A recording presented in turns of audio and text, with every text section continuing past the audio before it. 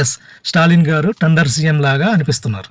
మొత్తానికి విజయ్ గారు సీఎం అయ్యారు, కానీ ఇది ఇంటర్వెల్ బ్లాక్ లాగే అనిపిస్తుంది. కానీ ఇక్కడ సూపర్ ఓవర్ కొన్ని రోజుల పాటు జరిగిందనమాట. Hi friends, welcome to opinion.com. Politics కూడా ఇంత ఇంట్రెస్టింగ్గా ఉంటుందని చెప్పి తమిళనాడు పాలిటిక్స్ ఎలక్షన్ జరిగిన తర్వాత చాలామందికి అర్థమైంది. ఒక T20 వరల్డ్ కప్ ఫైనల్స్ లాగా ఆ ఫైనల్ మ్యాచ్ టై అయిపోయినట్టు, సూపర్ ఓవర్ జరిగినట్టు అంత ఇంట్రెస్టింగ్గా ఉందన్నమాట. 15 minutesలో జరిగిపోద్ది. కానీ ఇక్కడ సూపర్ ఓవర్ కొన్ని రోజుల పాటు జరిగిందనమాట. ఒక డిసిషన్ తీసుకోవాలి, ఫీల్డ్లో ఉన్న ఎంపైర్ ఎటువంటి డిసిషన్ తీసుకోవాలో తనకు తెలియదు. అక్కడున్న ప్లేయర్స్ కూడా ఆ డిసిషన్ మీద ఐడియా లేదు. ఆ ఎంపైర్ ఏం చేశాడంటే 4th ఎంపైర్కి ఇచ్చారు. ఇక్కడ 4th ఎంపైరే గవర్నర్. ఆ గవర్నర్ దాన్ని బాగా పరిశీలించి ఈ మ్యాచ్ ఇక్కడితో ఆపేద్దాం, ఇదే బాల్ మళ్ళీ రేపు కంటిన్యూ చేద్దాం అని చెప్పగానే అక్కడున్న ఆడియన్స్ పరిస్థితి ఏంటి? ప్రజలు చిరాకు దొబ్బి వెళ్ళిపోయారు. ఎవరు గెలిచారో మాకు తెలుసు, ఇక్కడ గ్యాంబ్లింగ్ జరుగుతుందో అని చెప్పేసి పట్టించుకోవడం మానేసి వెళ్ళిపోయారు. టీవీలో చూసుకుంటాంలే అని చెప్పి. తర్వాత మళ్ళీ గేమ్ స్టార్ట్ అయింది. ఆడియన్స్ ఎవరు లేరు. మొత్తానికి ఒక టీం గెలిచిందనమాట. అదే విజయ్ గారి టీం.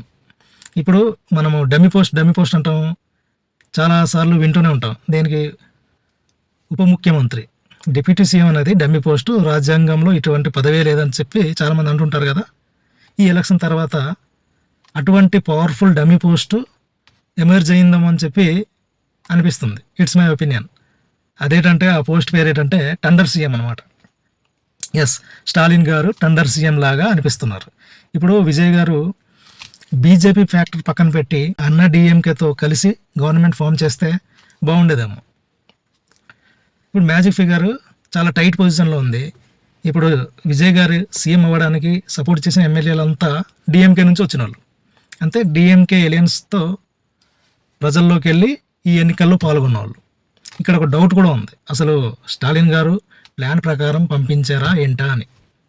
రేపొద్దున టైట్ సీట్స్ కాబట్టి ఏదైనా బిల్ పాస్ చేయాలన్నా, ఏ డిసిషన్ తీసుకోవాలన్నా సరే స్టాలిన్ వైపు చూడాల్సిందే.